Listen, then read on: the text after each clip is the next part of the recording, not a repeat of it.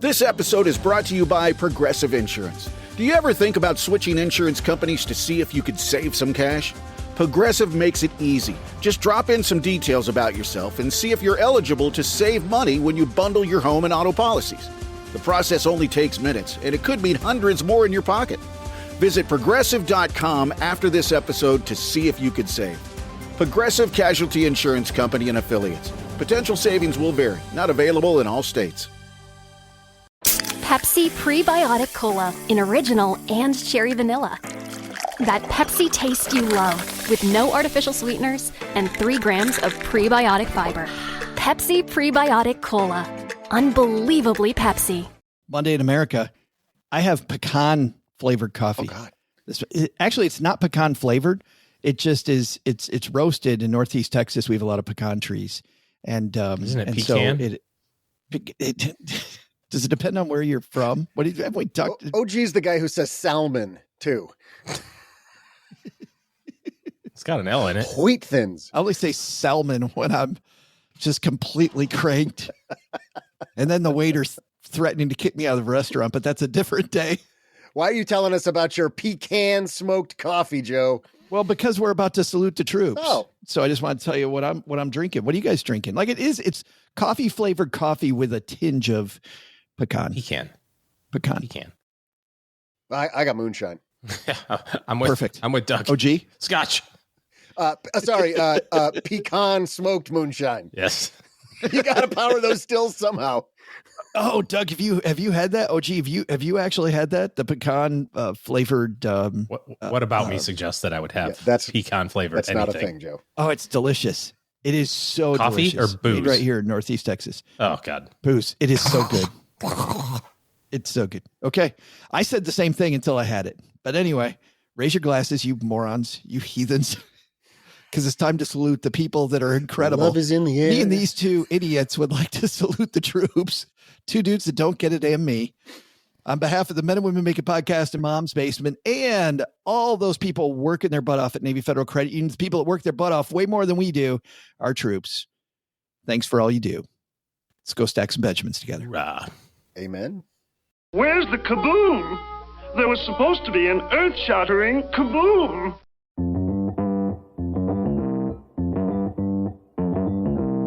Live from Joe's mom's basement, it's the Stacking Benjamin Show.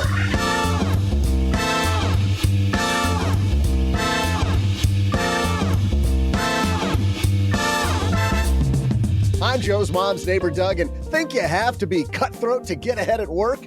Today's guest says that kindness and a little math might be the formula you're looking for. You've seen his TED Talk and maybe heard him with Brene Brown. Well, now he's here in the basement with us. It's James Rhee. In our headlines, planning a wedding, we'll share the latest trends this spring as love is in the air. Plus, we'll answer a Better Call Saul, C-High and OG call from a stacker in need. And then I'll share some absolutely riveting trivia. And now, two guys who are all stretched out and ready to roll, it's Joe and OG.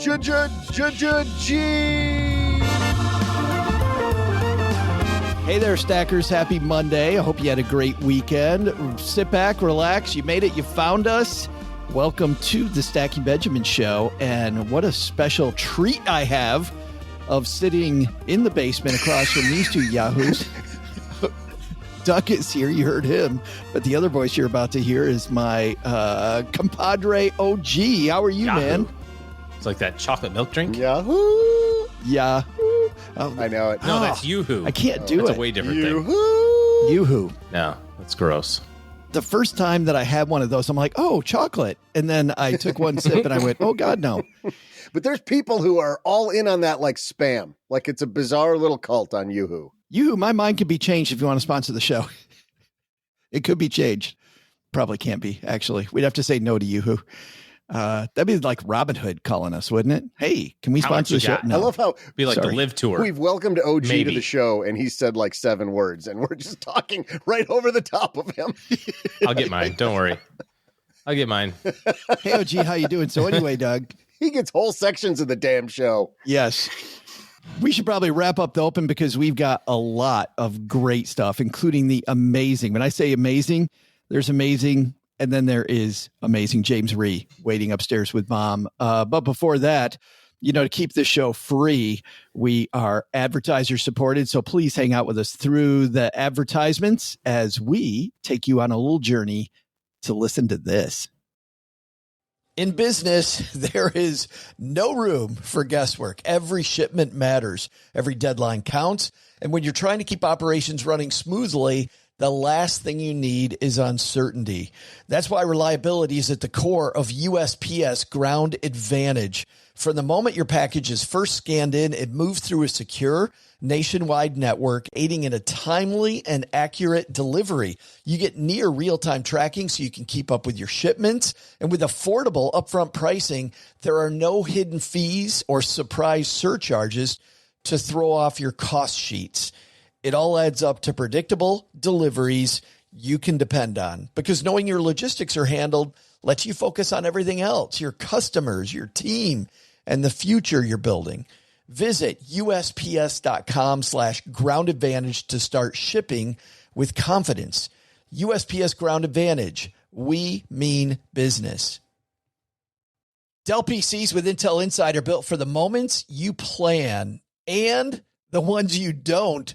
They're for those all-night study sessions, the moment you're working from a cafe and realize every outlet's taken, the times you're deep in your flow and can't be interrupted by an auto update. That's why Dell builds tech that adapts to you. Built with long-lasting batteries so you're not scrambling for an outlet, and built-in intelligence that makes updates around your schedule, not in the middle of it. Find technology built for the way you work at Dell.com/Dell PCs. Built for you. All right, thanks for sticking with us through those. We got James Rhee waiting in the wings, but before that, love is in the air, and OG's thinking about weddings, so let's go. Hello, darlings. And now, it's time for your favorite part of the show, our Stacking Benjamin's headlines.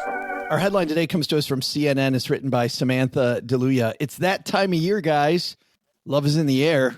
It's coming on wedding season. And we actually have a good trend this year, guys. Listen to this. Samantha writes, it's not you, it's them. Engaged couples are cutting back on lavish weddings. She writes, multi-tiered cakes, elaborate floral displays, and how much Doug loves those. Choreographed first dances, that's all OG. The traditional white wedding, has been long considered a hallmark of American life. The obsession with lavish weddings grew to a fever pitch in the years following the start of the COVID-19 pandemic. At the same time, inflation soared, and the average cost of a wedding broke $30,000 for the first time in 2023, according to the Wedding Reporter research company tracking wedding data. Man, wedding costs just out of control. Now, the reason people are scaling back, it said, is because inflation has finally come down, and they also are postulating that because of the pandemic and people being locked up, like we got this huge bump in weddings because everybody's like, I know, we have been out of the house. Let's have a wedding in Bali. Yes. Let's go to Tahiti and get this thing done. And then finally, all the friends are restoring sanity, because the last thing I want to do is go to a destination wedding. Yeah. Have you guys done those before? I mean, the thing I hate most about weddings is when somebody puts it on a holiday weekend. I'll go to any other, hey, do your thing, have fun. It's like, I thought you guys were going to be traveling anyway, so I booked it on Memorial Day weekend. Just shoot me. It's vacation. I got stuff planned, like with the family. Yeah, this is like a vacation. It's like, it's fun. You can come to Tahiti with us. Like us and the rest of America on holiday weekend or 4th of July or, And the whole time you're there, you won't see anything because you're at all the wedding festivities, and you're going to hang out with people that in real life you try to avoid. And it's a holiday weekend, so you get that extra special surge pricing. Also, give us $200. What's not to like? For the buffet. Oh, you weren't doing anything New Year's Eve anyway. We thought it'd be crazy to do it New Year's Eve. I haven't been to a wedding in a while. Maybe this is why. Yeah, no, you're just not at the your kids and your friends' kids are not at the right age yet, but it's coming. It's like a balloon payment on a loan. It's just sitting out there waiting for you. And then suddenly it becomes a line item in your budget, having to buy all those gifts. I'm going to a wedding in a month, and it's a little bit of a destination wedding. It's 4 hours away. Shreveport, that's a destination. It is that. Crawfish boil in Alexandria. It is that. It actually is great. It's in Northwest Arkansas, so it's 4 hours away. We get to drive through the Ozarks to get there, which is great. And it's at Crystal Bridges Museum, one of the most beautiful museums in the United States. So, is it on a holiday weekend? No, but it was funny, OG. When I heard it was going to be 4 hours away, I'm like, yeah, we're not going. And then I heard it was Crystal Bridges, and I went, oh yeah, we're going. Is it bad that I'm super interested in the place? When I heard it was a wedding, I'm like, oh yeah, we're not going. That won't last. Yeah. That's what I was hoping you were going to say. There's a new trend in weddings. You don't have to go. People aren't going. Well, speaking of this, why don't we give some financial advice around weddings? Because I'll tell you that when it comes to wedding budgets, if the bride and groom can't keep it under control, if you are the parent of one of these people getting married, what I always advocated for, OG, and I'll be curious to get your take on this, was the preemptive strike, where you say, hey, congratulations, you guys are getting wedding. You guys are getting wedding. You guys are getting weddinged. Wedding, ding, ding, ding, ding. You're getting married. And so, we talked about it as the mother and father of the bride, and we have $15,000 that we'd like to contribute. You go crazy, do whatever you want, but we've got $15,000, and hey, it's great. Like, do that before, because every time it just escalates out of control. Oh, we didn't know how much the band was going to be. What, you hired the freaking Eagles? Like, what are you talking about? Of course, when somebody, sorry, let's change that. You hire Post Malone. What are you talking about? That would be a nice get, honestly. You hired Taylor who? I would probably go to both of those weddings. Yeah. Posty's playing weddings now. What happened? Or it gets out of control. The Eagles opening for Post Malone. Oh, nice. All our stackers are like, you could pick any number out of the hat on your preemptive strike, Joe, and you pick $15K. What would you do? $15? $1,500. Yeah, I mean, $1,500. $1,500. Father of the bride. No, thank God you don't have girls. The bar tab's more than that, bro. I know. What are you talking about? You're on the hook for the bar tab. $1,500. I'm giving you $1,500. I'm glad one of your sons. I can't wait for their future spouse when the father of the groom steps up with a big $1,500 preemptive. Don't spend it all in one place, kids. There are VFW halls that are hurting to stay open right now, and I'm just trying to push things in that direction. I also sprang for the honeymoon suite at the Motel 6 for you. And a stack of quarters. It's going to be great. Underrated. OG, how did you handle it? I think from a planning standpoint, if you're thinking about your kids, it's actually a great idea to have the goal in your financial plan already. You know, depending on what kind of financial planning software you use or what kind of tools you have access to and that sort of thing, you can say, hey, I think that when my kids are 30, that's when I want to have the money available. And you can put that in there and see how it impacts your financial plan. The good news is that even if you spend 30 grand, probably if you've thought about it for, the better part of 10 or 15 years, you're probably going to be able to accumulate that money and not have a really profound impact to your overall plan. But where it surprises you is, like my daughter's 8. I don't think we have anything to worry about for the next, at least year and a half, 10 years. But it is Texas. So there's that to consider. But I would be foolish to be waiting until she's 25 to go, oh, we should probably think about setting aside some money for a potential wedding, maybe if she wants to do that. So I think having it in your financial plan is a good idea. I'm interested in talking about the people who have to attend all these weddings, because that's where the budget really gets blown up. If you're the father of a bride or father of a groom and you knew that the proposal was happening, or that runway is usually a couple of years, it's like they got engaged and they're getting married, in 2 summers from now or something. The surprise is when you get the thing in the envelope in the mail. It's like, Jack and Jill are getting married in 5 weeks from now, and it's in Tahiti. Who's coming? Or to your point, it's even a close one that's in, just a different state that's a little bit of a drive can nuke your whole budget, because that takes days off of your vacation schedule. You've got to travel, you've got gifts to buy, a new tie, mama wants a new dress, like all this stuff that goes with, it's a wedding. Yay. It's like the new house. Yeah. You know, the new house doesn't blow up the budget. You do all the mortgage work. You know what the down payment is. You move into the new house. It's the 15 trips to Home Depot or Lowe's that kill the budget afterwards that you didn't expect. And to Doug's point, you know, this is seasonality, right, of your life. And so we don't really have that going on. You two older fellas, you know, maybe are getting experience with this right now. But it wouldn't be uncommon to have 2 weddings a summer, 3 weddings a summer of friends of, you know, kids of friends and, you know, friends of your kids and, you know, all these other sorts of people that you're quasi interacting with over your lifetime. Yeah. You know, take 3 trips of $1,500 or $2,000 a weekend.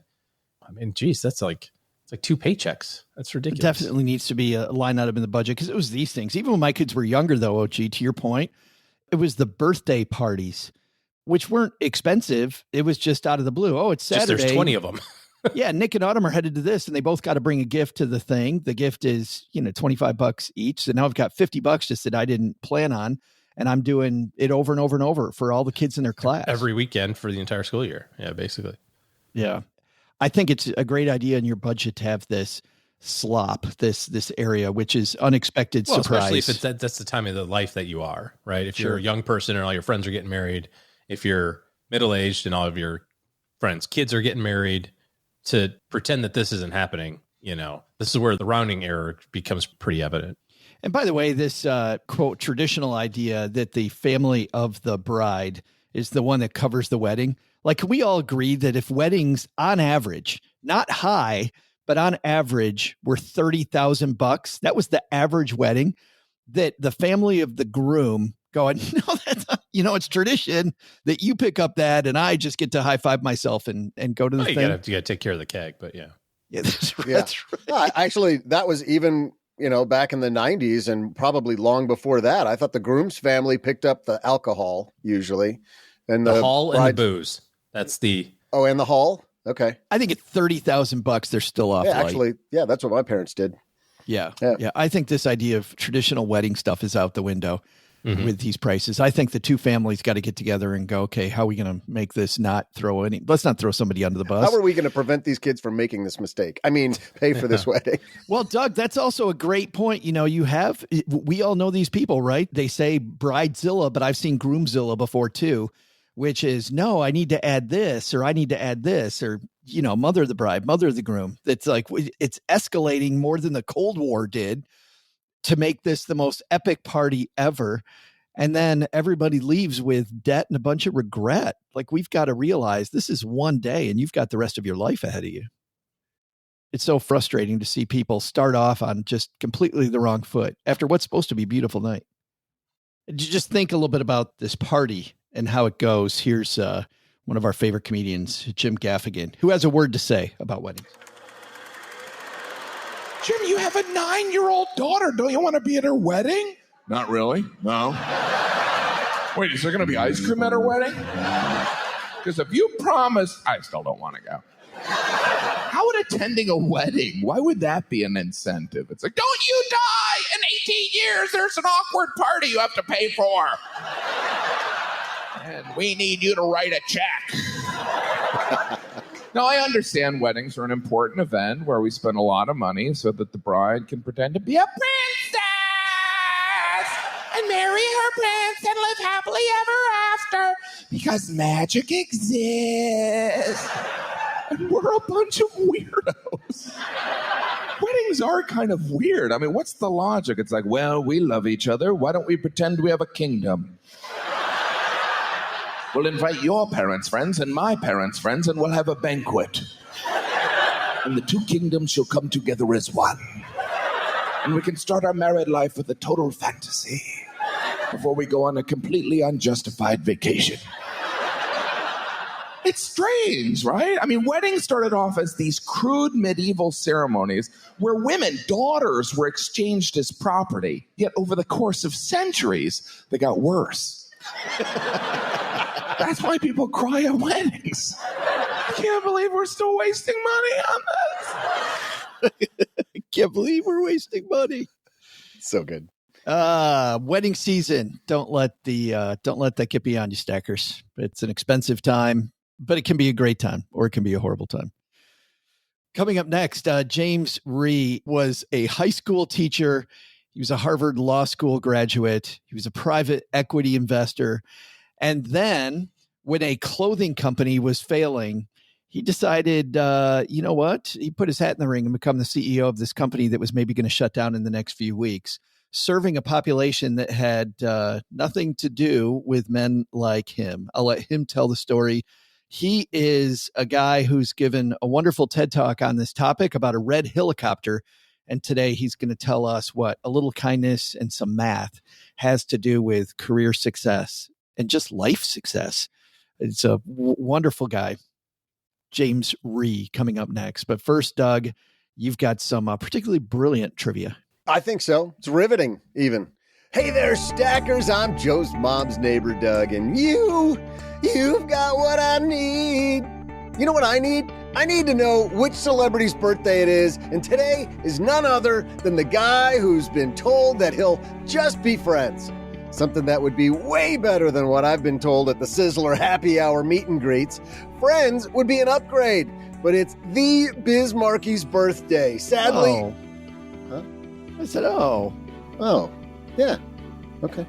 Sadly, Marcel Theo Hall, a.k.a. Biz, died back in 2021, but we miss him so much because he had what we all needed, a good singing voice and the hope that love was around the corner.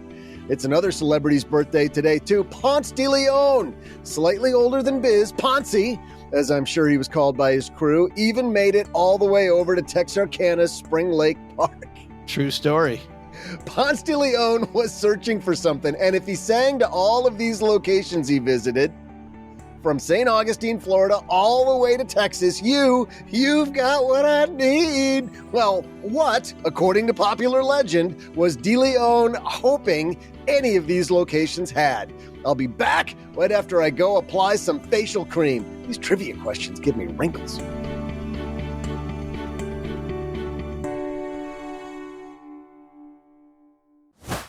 You're listening to this podcast, so I know you've got a curious mind. Here's a helpful fact you may not know yet. Drivers who switch and save with Progressive save over $900 on average. Pop over to Progressive.com, answer some questions, and you'll get a quick quote with discounts that are easy to come by. In fact, 99% of their auto customers earn at least one discount. Visit Progressive.com and see if you can enjoy a little cash back. Progressive Casualty Insurance Company and Affiliates. National average 12-month savings of $946 by new customers surveyed who saved with Progressive between June 2024 and May 2025. Potential savings will vary. What would you do if your online store converted 36% more shoppers? You could take 36% more vacation. Another pina colada? Yes, please. Open a new retail location with 36% more square feet. Fantastic. Hire 36% more help. You're hired and you're hired. Shopify has the world's best converting checkout, up to 36% better than other e-commerce platforms. What you do with those extra sales is up to you. Switch to Shopify today at shopify.com/listen and get a $1 trial. Shopify.com/listen.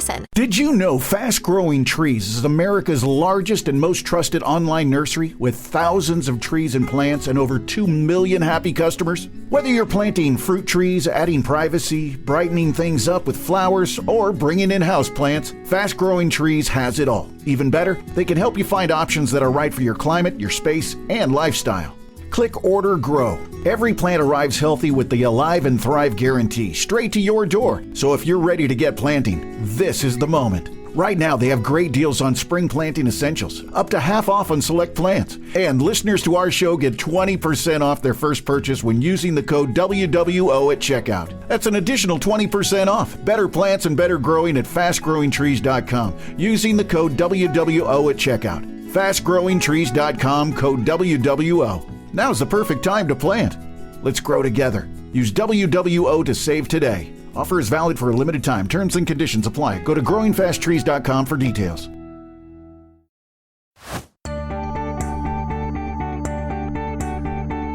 Hey there, stackers. I'm professional wingman and explorer by another mother, Joe's mom's neighbor, Doug.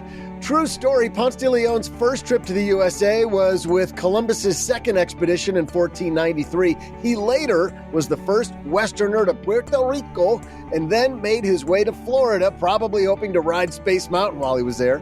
Okay, that part might not be true.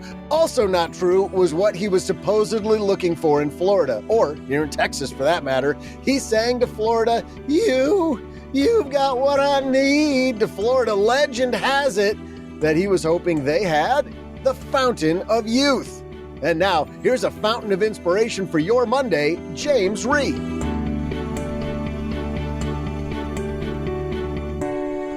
I'm super happy he's joining us in Mom's Basement. James Rehears, how are you?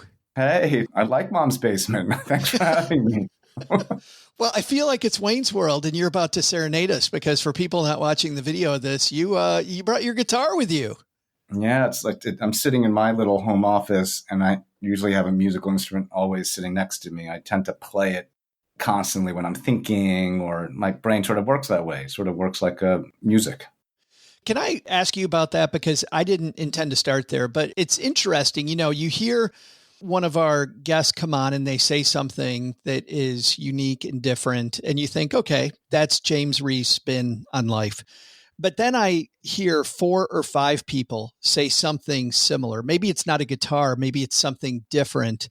But there is this connection. I remember we interviewed, I don't know if you know Austin Kleon, the Steal Like an Artist author. And I asked him about his guitar playing and about his passions, the things that he does outside of work. And it was interesting because he said often we focus too much on side hustles and we focus on how everything can help us make more money. Yeah. And instead, having that nice guitar riff helps us kind of get this clarity around things. Is that you? Yeah, totally. And I'm getting better at it, have been getting better at it in the last 10 years, was really good at it as a teenager and a young guy before the world world can be overwhelming, right? Like there's just a lot of expectations and credentials and you're working nonstop. And yeah, so like I've made a lot more time for hobbies. There's a lot of research out there, right? No one has hobbies anymore. We don't. That's free time to think, downtime. I mean, there's all sorts of neuroscience on it, right? Just in terms of just giving your brain a break, like starting to make different connections between different ideas. Like for me, like the brain too, music makes you use both sides of your brain. I think a lot of my life has been not wanting to be stuck in a compartment, nor do I do that to other people ever. Like I really enjoy the fullness of people, good and bad. It's just, I've got tons of bad, right? It's just like who we are. And then I think the other thing too is like, I really believe that it took me a long time to sort of get to this point to realize it. I think I listen to people's voice very well. You know, like what they really are saying or what they really want, or they pretend they're being happy, but they're sad. I hear it. And I've heard it in people, in brands, you know, like a voice of a brand. And so music for me, I tend to meet someone, maybe by the end of this, I'll say to you, I think that, you know, your F major slide guitar. Like I tend to sort of hear it that way. Thank you. You know, like and then you remember things. You know how you can remember music forever? Like sure. I tend to remember conversations because I put them in like a song almost. And it helps me be really present. I'm like, like I remember what you said 6 years ago. Like, and then who doesn't appreciate that, right? It's like, yeah, you listened to me. I'm like, yeah, I listened to you. Like, I'm not messing around. Like we're together. So anyway, all those reasons and more, that's kind of why music's important to me. I like that analogy as people as music because, you know, I think about some of my favorite books and how they talk about like, we'll take Beethoven for an example. Like it starts off with Beethoven's Fifth with da-da-da-da, and it's all big and dramatic. But then, as you may know, then it gets subtle and it changes. And I think it shows that people have these different sides. I'm wondering, though, you write a lot, especially in the second chapter of your book, about the past and about growing up and your parents being first generation Americans trying to fit in. I remember the story of them immediately. You get to this neighborhood in the Bronx and they want to fit in with all these Jewish families. So they try to fit in. And then you're in Long Island and, you know, everybody's Catholic there. So they try to fit in. Do you mind telling some of those stories? Because I feel like you talking about connection maybe started with these examples of your parents trying so hard to connect with the communities around them.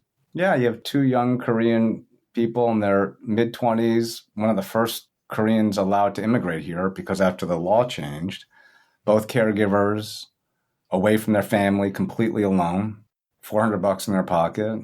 Dad's a resident, mom's a nurse, and doing the best they can. And like you underappreciate that as a kid. But when I look back, I can't even imagine. I mean, that's true entrepreneurship, right? It's courage. I mean, it's a little crazy. And yeah, I would watch them. It's bittersweet. I think a lot of the way I view life, it's kind of bittersweet, right? It's not toxic optimism or morose. It's just sort of like, yeah, there's good and bad always. So looking at my parents, they tried really hard to fit in. They tried to learn the English language. They tried to buy new clothes and new foods and took on new names.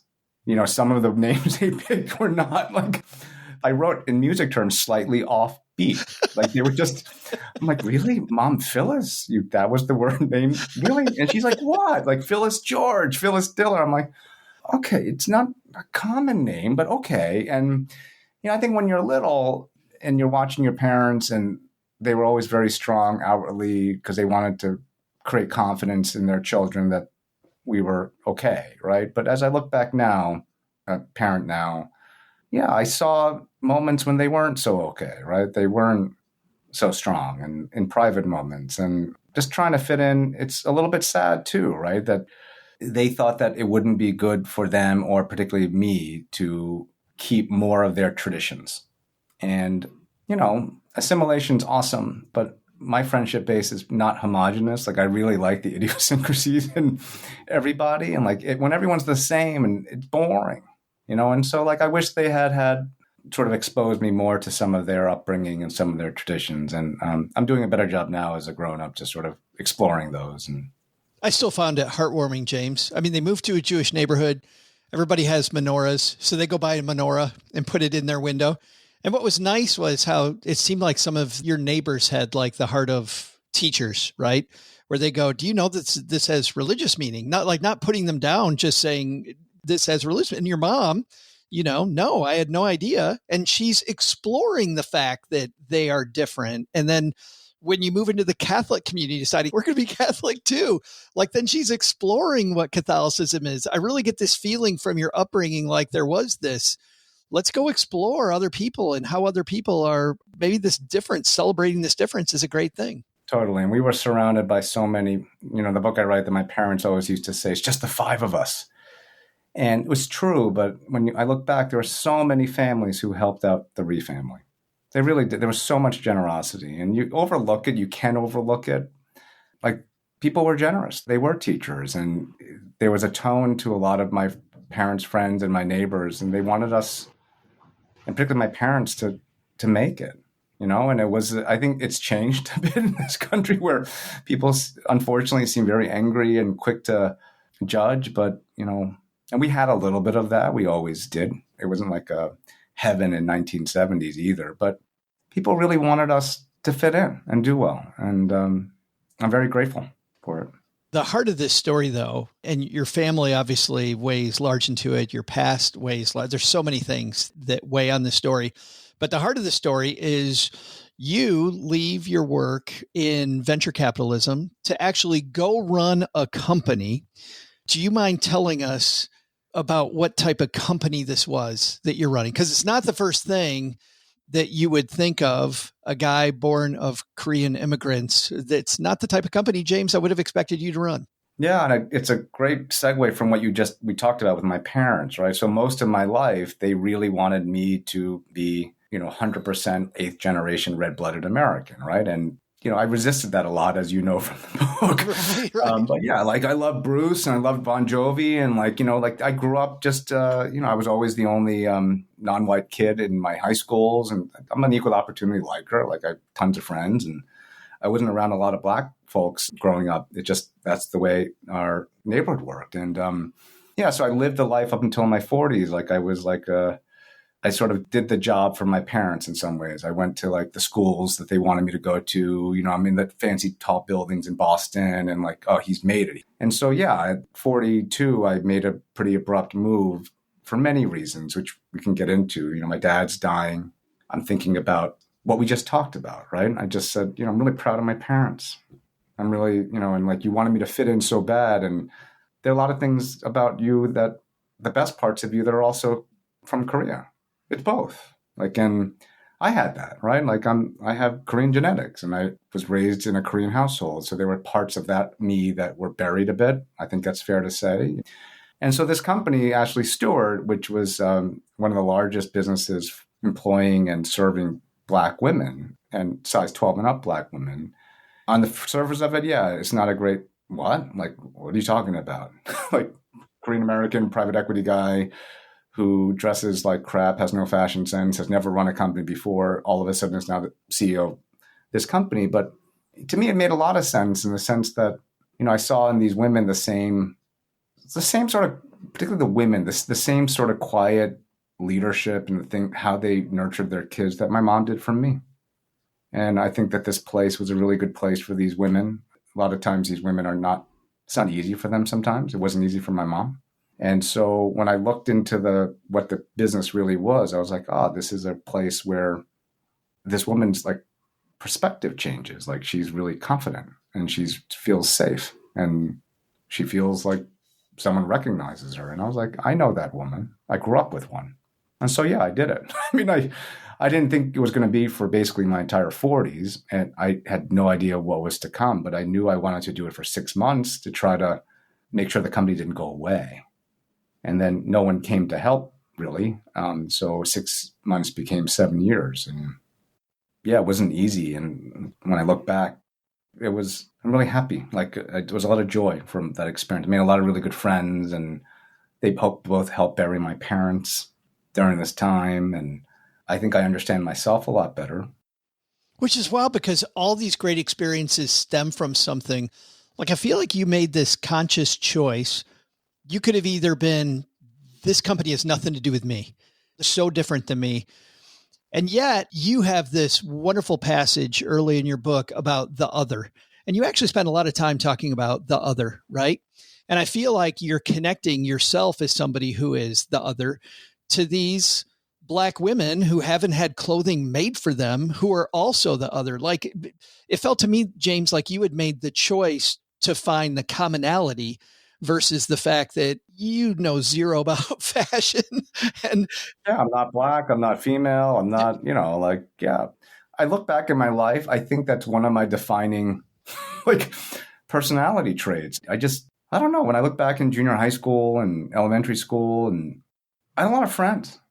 I really did. And I was always sort of the kid that I'm like, oh, I would stick up for kids that were getting bullied, or I was. And I think that it was harder to be that person in the throes of, high stakes private equity, and the culture has changed a bit in this country. Let's be real about some things. And I didn't like myself as much as I did when I was younger. I really fought hard to keep that personality. I taught high school after college, right? I made $12,000 a year. It's like my value system, I think, is pretty clear by my actions. I know how to make money, and I've been paid to make money. I didn't grow up with money, but it's a tool. I know how to utilize it, right? I know how to do it. And so I kind of liked myself better, I think, when I was in high school, 18 and younger, than I did when I was in my 30s. I thought I was a more well-rounded, better person. Well, and the question that we get all the time from our stackers, James, is, what's the correct path? What's the purpose? How do I get there quicker? How do I optimize? How do I whatever? And I think you do such a wonderful job of showing that it isn't so much about, there's a Harvard professor actually who I'm about to quote, and I'm not going to remember her name, but she was talking about, it's not so much about picking the right choice as it is about making the choice you picked right, about making that work. And I really feel that from you. As an example, you didn't go to school in any way looking for an MBA. I mean, let's talk about your undergraduate, because I was an English creative writing major, James, and it has informed my time in finance. For you, you have not the same major, but a similar, I feel like, background. Can you talk about how your liberal arts education kind of helped you along the way lead this company and lead people? Yeah, I studied American and English history and literature, King James, 1603 to 1914, World War I. Which clearly has to do with Black women or private equity or CAPM theory. But it does, in the sense that it's, you can tell I love people. I'm fascinated by people. I'm a big cheerleader of people. I like to know how people behave. And why they do the things they do. That's basically what I studied, right? So economics, in literature and in history, why people behave. Back then, it was much more balanced. It wasn't all just quant. You actually described how people behaved. Economists were actually writers, right? Charles Dickens was a writer. Jane Austen they were economists. And so I like to understand how people behave and be able to translate it into lots of different ways, not just numbers, but poetry, right? Or a legislative bill. And you get to study and understand the richness of somebody and of a society. And so, yeah, for me, economics, these days, economics, people, you say it, and this is the problem, they immediately equate it with money or finance or accounting. It's not. Economics is a social science. So why I write about kindness a lot is that the founders of capitalism, like Adam Smith and liberty, Rousseau, they used to write about kindness, secular kindness, when they were devising these theories that we take for granted now, things like free markets and liberty. It's about agency. It's about people's desire to have agency, to choose their life. And so that's been my philosophy. I like to help people choose their path, whether that's as an investor, CEO, coach, teacher, doesn't matter. And I just think in this country, we say we want to give people agency but we don't explain to them money or cog sci. We don't even give them the tools to have agency. And so that's why I structured the book the way I did, Life, Money, Joy. I'm like, how can you think someone can have agency when you don't even teach them the basics? It's so frustrating. Well, even beyond frustrating, we talk about kindness. When you first get to this company, just briefly, how close is it until everybody's about to lose their job? How many weeks away are you? 6 weeks to utter liquidation, 3 years removed from a first bankruptcy, so bad that it didn't even have Wi-Fi. That's the condition of the company. And I had to hire, as you read, a police officer to protect the employees because the vendors and creditors were so pissed that they weren't getting paid that they were threatening my new colleagues. That was the chaos that I entered into. And you're going to laugh at me and say, tell my listeners what you said. I said, yeah, I get it. I know. Look at me. I know I'm the only one who showed up. And I know I'm not qualified to do this. I get it, but I'm a good listener and I'm going to ask a lot of questions. And then I said, can we just be kind and mathematically correct? It's literally, I spit it. These words just came out of my stomach. And I look back now and I remember when I said it, I was like, oh no, where did that come from? In some ways, when I look back, it was, I think, pretty wise, right? In chaos, when you have nothing, those are pretty two truthful things, right? Everyone knows what kindness is. It's obvious. You just know. And math is tautologically true. Math is true. So I was like, if we can do these two things in this chaos, it's a good first step, isn't it? That's basically what I was saying. Can we just do that? And it calmed everybody. So the fear factor went down and people were able to make pretty rational decisions and feel safe in chaos. And I often think about that moment. I always sort of fast forward to the sort of chaos. People feel like chaos now, right? It's just, that's why I'm writing the book now. It's can we be kind and can we be mathematically honest? And that's a good start, right? That's 80% of the battle. One of my favorite characters in reality television has always been Gordon Ramsay. And maybe he needs some more velvet on his hammer, James. Maybe you have more velvet on yours.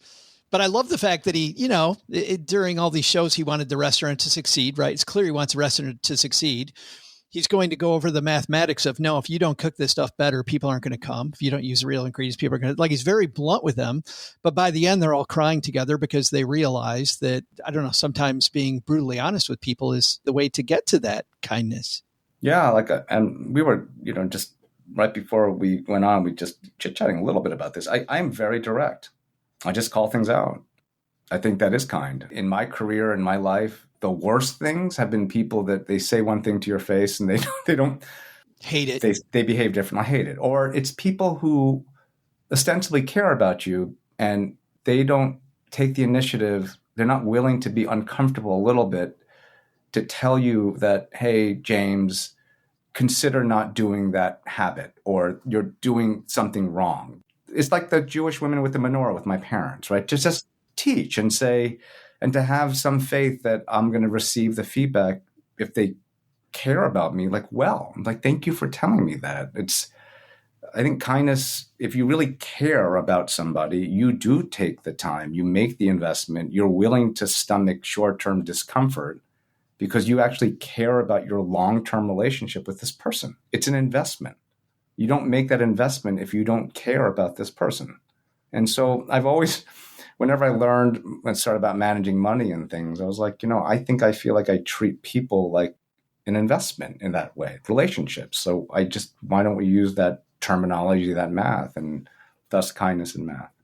You noticed early on when you were evaluating this company, you and other people on your team, this is before you took over the company, that for all the things going wrong with this company, the stores and the store managers were truly part of that winning formula. Like I felt like you were able to see that it wasn't all numbers. You have this great metric that you talk about at the beginning of the book that comes from hockey. I don't know what a big hockey fan you are, James, but plus minus. I love this idea of plus minus on your team. Can you talk to us about plus minus a little bit? Yeah, plus minus ratio in hockey is it measures the goals that are scored minus the goals that are scored against you when you're on the ice. It's what the team is doing. So you could have 0 assists, 0 goals yourself, but there are people when they're on the ice. Good things happen. I think to me, it's like, I think my mom was like that, by the way. And that's real leadership. It is leadership. And we sort of have gone away with that paradigm a little bit, I think, in a lot of facets of our lives. But leaders are generally, I think, pretty quiet. And leaders make other people better. They make teams better, and they don't ask for credit. They don't have to score, they don't have to shoot, but they do make the team better and the team wins. And that's my definition of leadership. And I see that a lot. I see that there are a lot of leaders every day, and like the women who helped my mother. And I see it in this country a lot. I'm with a lot of different types of people. And one of the reasons why I wrote the book was because I think a lot of those people who live perfectly decent, impactful lives, sometimes they doubt themselves. They feel small, or they're like, I don't have purpose. And I'm almost like, what do you mean? Like you have great family, and your kids are in really good public schools, and like you coach soccer, and like you have a really good job. Like you're good. Like you don't have to be some Insta star. Like you're living a really good life. And I feel like my parents lived that life, like I think they were really decent people, and they kept a very low profile. And when the readers, sort of, when they both pass away, you will read what the proof of that, what they lived a really good life. And I that's the type of life that I really want my children to lead. And I'm trying to lead a life like that. It's, I think most Americans want that, but without being unrealistic about like money is part of the equation but it's not, I found it's not the primary input. It's an input. I love this qualitative idea of plus minus and kind of judging your life in terms of plus minus. Like, am I making a difference to other people? I might not be the person getting the score. I might not be getting the assist, but when I'm on the ice, good things happen. The book is called Red Helicopter. We haven't talked at all during our time together here about red helicopters at all. So I definitely need to ask you about the red helicopter. You're standing in front of this group at the new company that you're about to lead. And you, for the first time in a long time, remember the red helicopter. What's the red helicopter? Yeah. And we all have one. I think that's what I'm trying to prompt in people. So it's metaphoric, but my particular red helicopter story was picture 1976 bowl cut James, right? Looking good. Yeah, looking good, right? Mom's cutting the hair, like not with a literal bowl, but like I look like a bowl. I'm in public school in kindergarten, Long Island, and I came home with a toy red helicopter. It was probably $3 at the 5 and dime. And my parents, a lot of things, it's a series of, oh, something's wrong. Like, oh, did you steal it? No. Did you take it from school? No. Oh, we messed up. In America, we didn't know 5-year-olds are supposed to exchange Christmas gifts. And I said, no, like I'm the only one who got one. Family came in. Oh, why did they give it to you? I don't know. Not sure. And then, dad's annoyed. So we think it's wrong. And in the end of the day, I got it. My parents found out because I'd been sharing my perfectly manicured Korean mother lunch with this boy who never had, often didn't have lunch. And so I would share half my lunch all fall. And that morning, the dad and his two brothers came in they just gave me the gift. They didn't tell me why. They just gave it to me. And so my dad asked me, I remember in this family room, so it's very Korean parenting. You have to sort of stand up in front of it's old school. You're standing up in front of your parents. And it's a little bit of an interrogation. I think I'd be sweating, James. Oh, I was sweating. It was not it was nervous. I'm like, I'm in trouble. Because they said, we found out why that family gave it to you and you were wrong. The whole family didn't come in. There was no mom. And I said, oh, yeah, I guess I was wrong. I was 5 years old, man. Okay. So anyway, it turns out, they told me that my friend's mom had died that summer. And you had this dad, with 4 kids under the age of 10, I guess. He was beside himself. It was a young mom. And I thought I was in trouble for sharing my lunch because, I was like, we didn't have a lot of money. And like, it was a show of emotion that my dad sometimes I think dudes sometimes have a hard time showing emotion. I think in the 1970s, it was even more that way. And we all have to fix that, by the way. But my dad was just very proud of me. And he just said, you think I'm mad at you? He's like, this is unbelievable. Like, he's like, it was an abundance mindset, right? Yeah. Even though we didn't have a lot, it's that feeling of abundance and that there's always enough. And like, we'll just create more together. And, it's so wise. Like dumb 5-year-old, it's a very wise act. And as I got older and older and you're sort of trying to, quote, accomplish things and do things, we mistake education for wisdom, number one, right? And you get older, there are all sorts of reasons why you can come up with to justify why that boy didn't have lunch. Well, that's their problem, right? Or they should have had insurance. Or they should have had, you come up all these things that it's this family's fault, and it's not. Like, and so for me, Red Helicopter is just a symbol of it's wisdom. It's intuitive wisdom. It's just truth. And just do it and be kind, like be gracious, right? It's just that. And when I think about Red Helicopter now, whenever there's chaos or there's a complicated problem, I think about a red helicopter. I visualize it and say, what's the simple answer? And that's how I approach all my problems these days. I'm like, it's not that hard.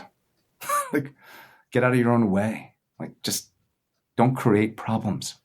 Just let things go too, That's the hardest part for me. Just let it go. Yeah. It's why, like, and later on, when I talk about like money and things, like, it's really used. I know it's about money, this show too. It's about like, it's like having a clean balance sheet, right? Like, don't have a lot of lingering liabilities, like lingering just things. Like, let it go. Like, we should all be living life as clean, with a clean a balance sheet as you possibly can. That applies in your personal life, but also businesses, right? You want a clean balance sheet. You don't want any off balance sheet liabilities, and just live clean. The book is called Red Helicopter, A Parable for Our Times, Lead Change with Kindness, plus a little math. I think we just talked a little bit about a little bit of the math, James, but it's available tomorrow everywhere, correct? Correct. Awesome. Wherever books are sold. Thank you so much for mentoring our stackers on kindness and on leadership and on the Red Helicopter. Thank you. This was fun. Hi, I'm David Stein. When I'm not talking to other people about money for the rest of us, I'm stacking Benjamins. What I love about that story, OG, is you never know when a little kindness is going to pay off. Number one, some stranger, somebody, in this case, a good friend. And you also don't know how you can help people that seemingly aren't like you. Sometimes bringing a fresh perspective into an area where you think you might not belong really helps everyone. If you listen, you're kind, you're a little blunt about what the problem is, and you apply a little math. You're like, hey, we're all screwed. Here's the math. We're all screwed if we don't solve this problem. And I'm here, you're here, and let's get it done. I've got the blunt thing covered. You got half of that. But I am always impressed with the number of people who know other people in a similar genre. You talk about like FinCon and the financial blogger or financial media type of space, right? How many times have you been somewhere and talked to somebody completely unrelated to, this, and then you find out that person knows that person and they connected to you because of the fact that they knew one another. And it was like this weird third-party communication. And so I've always tried to remember, in just about any interaction that there's a good chance this person knows somebody that I know somehow, or at least knows somebody that knows me somehow. And, when it comes to helping people, or, you said kindness, I think it's important to remember you're not on an island. You're like, there's a chance there's some connections there. Spot on. And I think that especially in election year where it's going to be driven in over the next several months, how different we all are, right? And how we're different. And there's them and there's us. That these people that are supposedly completely different from, a Korean man knowing nothing about fashion to lead a plus size company for Black women is just, the number of interviews that I've had, I'm thinking about when Gigi Gonzalez was here and talking about growing up in Mexico and how it was car culture, in her Latino household. And I'm thinking I grew up in redneck West Michigan and it was car culture in all white redneck West Michigan. Different look, but we have so much more in common than we think we do. And if we just embrace the fact that we're different, we can help each other. I don't know. It's really cool. I do have to say this. We get these brilliant people here. And of course, the reason we can get them is because they're on a tour, because of whatever project they're on. They're either made a documentary, they put their thoughts down in a book in a way that we can actually talk about some of the issues. We don't want to be Barnes and Noble. We don't want to sell books. I just want to get these very smart people to mentor us like James did today. But I will say this, OG, there are good books and there are really, really, really good books. This book, Red Helicopter, is... What is it called? Red Helicopter is probably one of the best. Well, not even one of the best books. It is amazing. What did I say? Did you say helicopter? I said helicopter. Why are you... Helicopter? Oh, my goodness. Oh, boy. It's Pecan. He's on fire. It's not HILL, helicopter. A helicopter.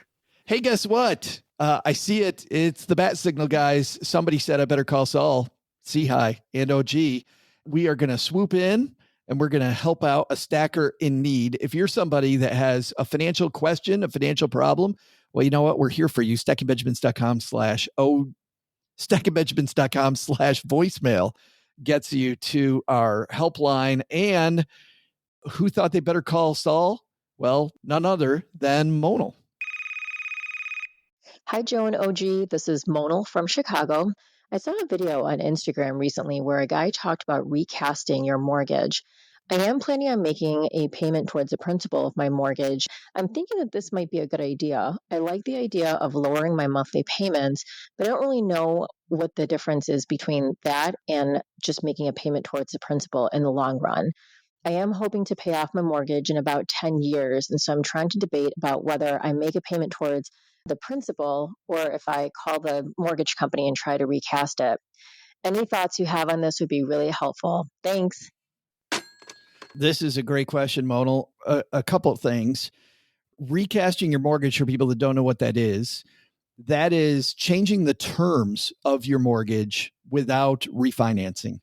So can we change either the length of time it takes to pay it off, or number two, officially change it in the contract, or can we change the interest rate? And OG, recasting a mortgage. When you think about the mortgage, I think ultimately what you want to do is figure out what your goal is. And Monal said that she wants to have the house paid off in 10 years. So the question is if you recast it and you have a lower payment, which is what would happen, right? You're basically saying redo this mortgage as if the balance was X instead of Y after I put this big payment down, and now tell me the new payment. Well, first of all, you have to assume that your bank allows you to do that, which not everyone does, but let's assume they do. Does that increase or decrease the likelihood of you reaching your goal? Because the bank is going to look at that and go, okay, yeah, sure. Another 25-year mortgage at X% interest, even if they don't change that, they're still going to try to run that out over 25 years so they get their, long-term payout on your money, basically. So if you're trying to pay the house off in a relatively short period of time, I don't know why lowering the payment would make sense, unless you're not sure that cash flow or it's lumpy, or you're not sure how your bonuses are going to work out and that sort of thing. And that's maybe where it comes from. But if you're trying to aggressively pay the house down, I would just keep it where it is. I see the benefits of redoing the mortgage, recasting it, as it were, to lower the payment because it gives you some flexibility from a cash flow standpoint and that sort of thing. But I think this comes back to, you know, what your goal is first. Back in the early 2000s, there was a period when interest rates went from higher to lower. And we found a couple banks, OG, that were recasting mortgages in the other way. So you've got these two variables, right? You've got the payment and you have the interest rate. And we actually found a couple banks that would recast the mortgage by just lowering the interest rate on the loan. As interest rates went down, they would lower the interest rate that you owed, which was pretty cool. And basically their thought process was, we're losing this loan. Somebody's just going to go refinance someplace else. Mm-hmm. So rather than lose the loan to some other institution, we're going to keep the loan on the books. And if somebody asks to recast it, not change the terms in terms of the amount of payments, but change that interest rate to a lower payment. So if you got in when it was high, and let's say it was 8%, and now as we record this, we're just below 7. So if you're at 6 3/4 now, let's say, and you're able to lock that number in versus 8, and I think that they attach just a small fee, like it's seriously like a couple $100 to just recast it versus the full blown refinance. That's another way to recast that I'm just not hearing about anymore. I don't know if it's a thing. I don't know if anybody's doing. I'd love to hear from mortgage people in our community if they've seen that return now that we're getting some people who might be in that situation again. Yeah, obviously there's the interest rate changes that are going on. They're quite negative changes for most borrowers. I think through the rest of this year, I think we might see some positive changes, right? As interest rates might start coming down.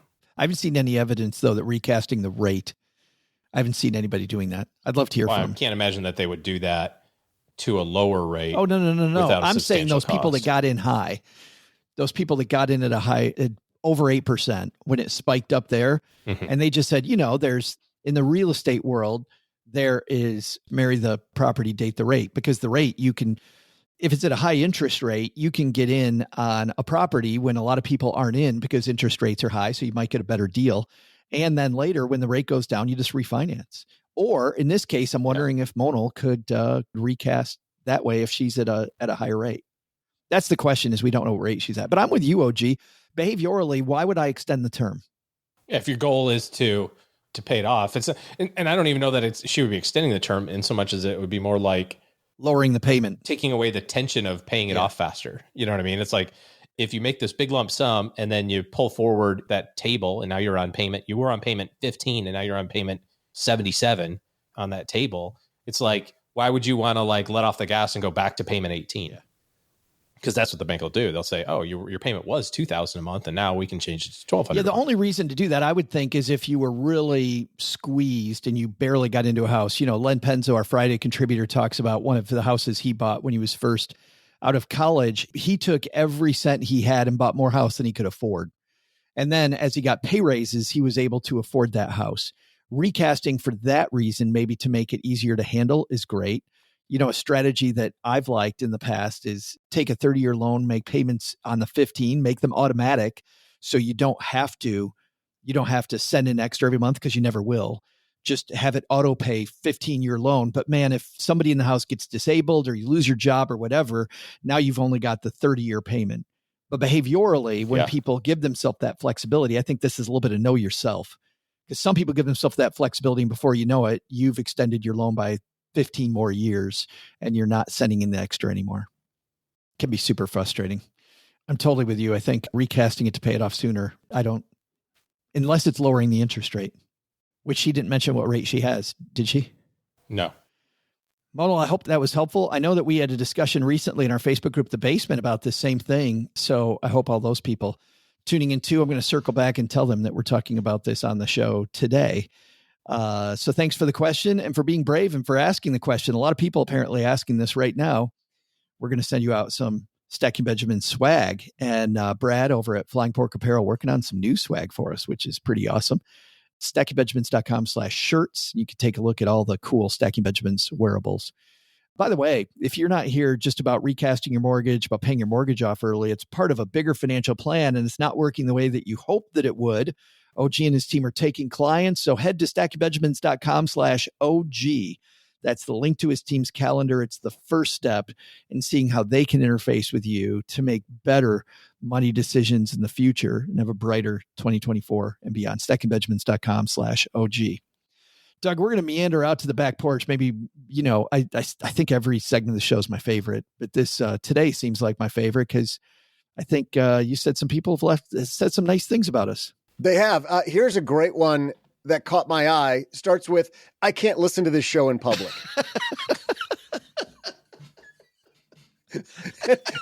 and while they didn't type this, I think right after that, it should say, and I mean that in the nicest possible way, because they say these guys are so funny and sometimes so ridiculous while delivering serious information and content.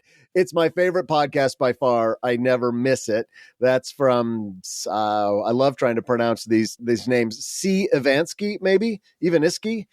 An Apple podcast. So that was a great one. Fantastic. We got another one. Fantastic interviews. Yes, these guys are funny and it's amazing ear bubble gum when the guys are talking back and forth. But I have to say they are fantastic at finding great guests. And Joe is a skilled interviewer. Oh. The genuine connection and conversation keeps me coming back to listen. That's from Practical Nurse.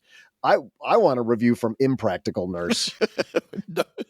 To see if it's the same person I saw in that movie that one time. We work hard to get great mentors on the show for these Monday episodes and to vary them and make sure that you've got a lot of great people.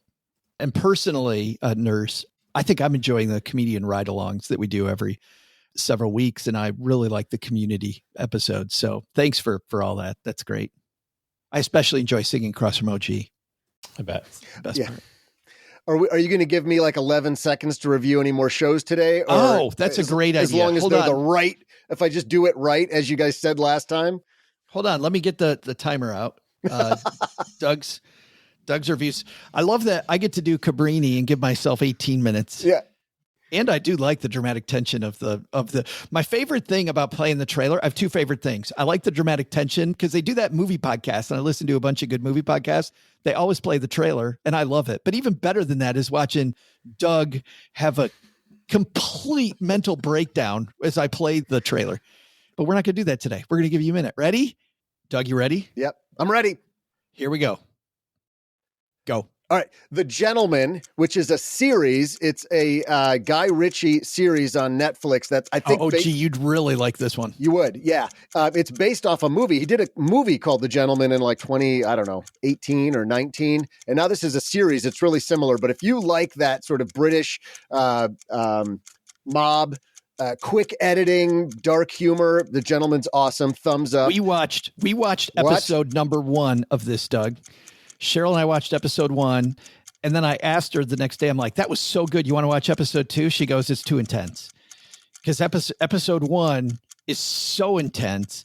And of course, the brother gets into some ridiculous, horrible stuff immediately, setting up the entire plot. I'm like, we just got to keep going. It's funny. It's funny and intense. It's funny. It's intense. It's quirky. It's everything Guy Ritchie is.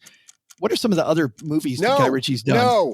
No, we're moving on to my next one because I know the timer is going. Love is Blind season 6, funny and intense. Gotta watch that. It is the best trash. God, no. It's the best Just trash stop. out there. It's so good. And we're out of time. No, we're not. I'm going. Busy. I think that is going. it. No, there's 2 more I'm doing. I don't give a about the timer. There's 2 I more. got a meeting to get to. Go back. Everybody needs to watch this if you haven't. If you've seen it, but it's been a couple of years, watch it again. Time. No, Whiplash. Whiplash is probably J.K. Simmons' best role ever. It's Miles Teller and J.K. Simmons at a super elite music school. Talk about intense. That movie is intense, and it is amazing. I saw Whiplash when it came out. It was, I don't remember who was up for the Academy Award that year, but that was up for Best Movie.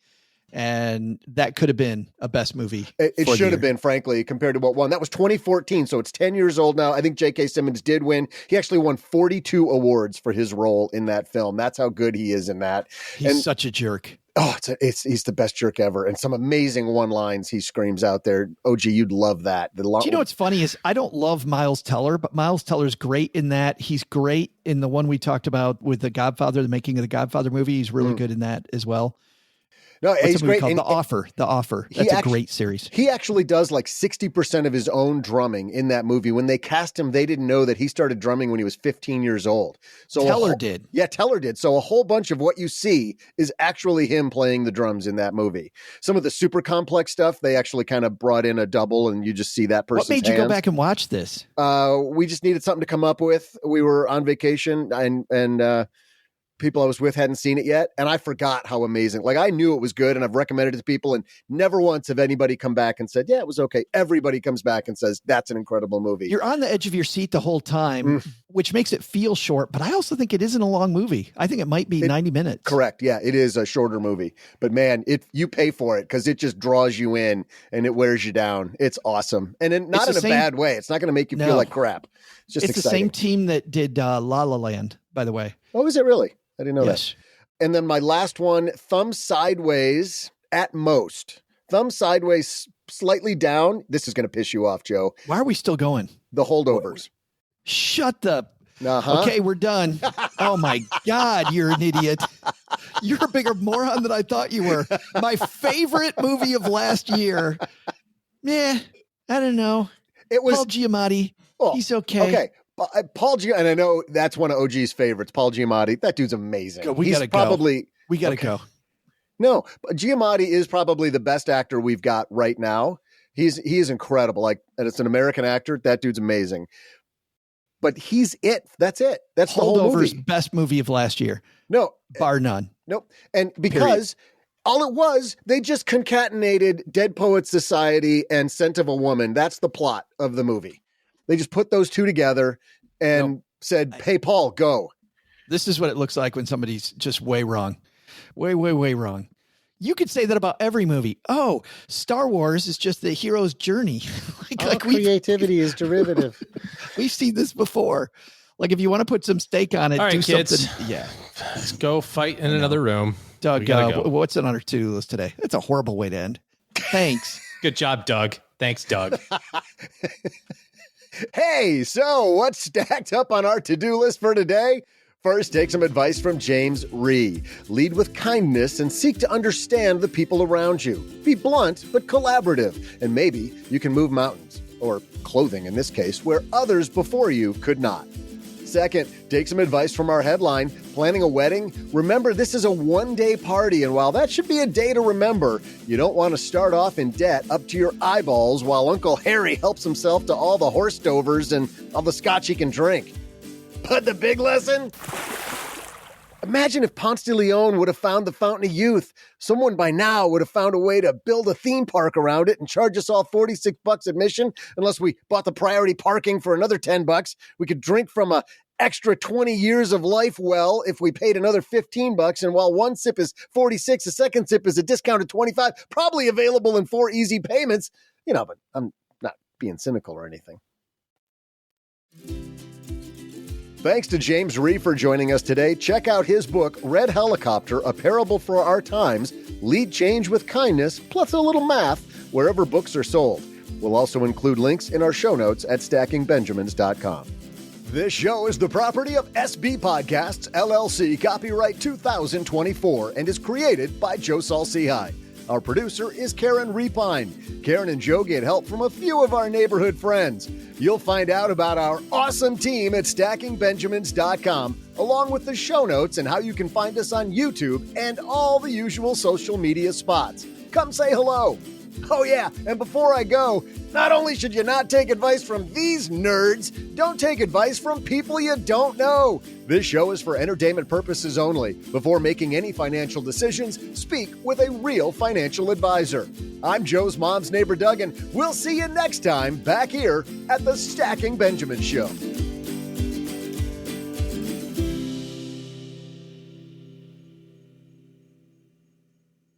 But it's the Biz Markie's birthday. Sadly. Oh. Huh? I said, oh. Oh. Yeah. Okay. Sadly, Marcel Theo Hall, a.k.a. Biz, died back in 2021, but we miss him so much because he had what we all needed. You've got what I need.